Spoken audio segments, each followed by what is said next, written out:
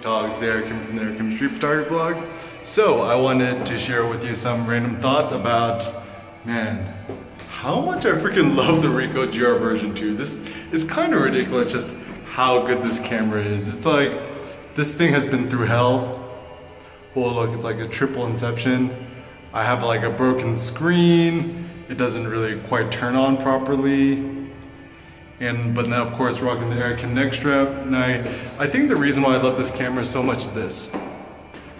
I think in life and everything in between, the more lightweight you are, the better. This is my rationale. So let's say you want to go walk around the block, or you're traveling or doing something photo related. If you have a light camera, you're going to walk further, you're going to shoot more photos. And also, there's less friction to actually take your camera everywhere you go.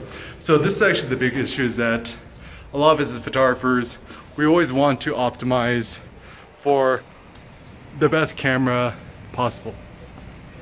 So usually we think that the best camera is like big, bulky, has all these functions, whatever.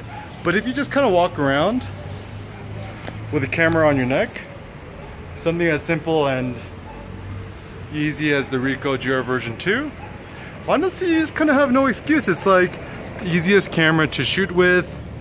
It's always with you. And the reason why I really love the Ricoh GR version 2, and I probably won't like the GR version 3, is the little integrated pop-up flash. And shooting with the flash really opens up a new world of opportunities in terms of photographically and stuff like that.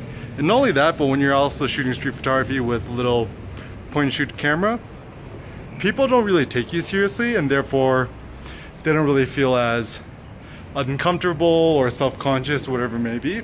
So I just been able to, even here in Mexico City, be pretty more like stealth and covert. And it's kind of insane. You could buy this camera for like 500 bucks now on B&H or Amazon, whatever.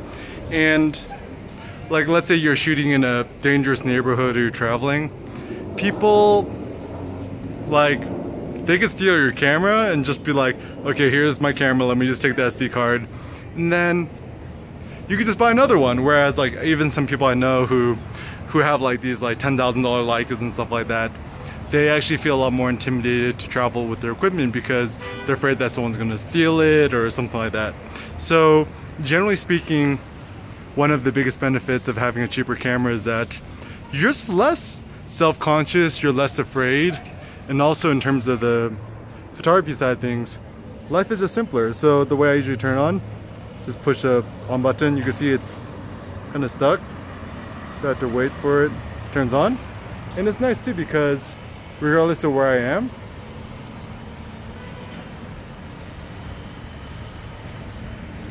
I could always be shooting photos without any friction, because once again, I think the biggest issue is if you have too much fancy camera equipment, there's too much friction between carrying the camera with you and just shooting.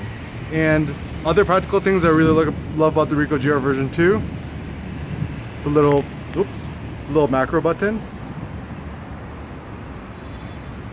which allows you to focus really close. And also I think one of the benefits of shooting macro is that it really does open up a whole new world of possibility to you, because so much of the world is so interesting, especially if you shoot closer to whatever you're photographing.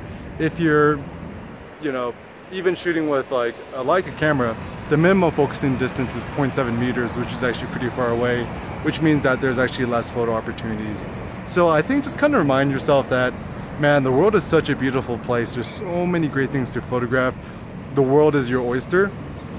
So just, I'd recommend, yeah, Eric Kim neck strap or Eric Kim wrist strap.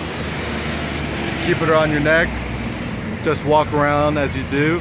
Live your life and shoot photos of whatever makes you happy. Thanks a lot for watching, guys.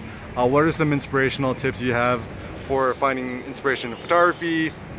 For those of you guys who are part of the hashtag Ricoh Mafia, what are some motivation or photo tips or hacks you have? I'm currently shooting everything in positive JPEG film preset setting, and I've been really inspired.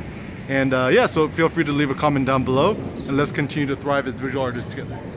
And man, If you've never been to Mexico City, come here. This place is my favorite city in the world. Peace out.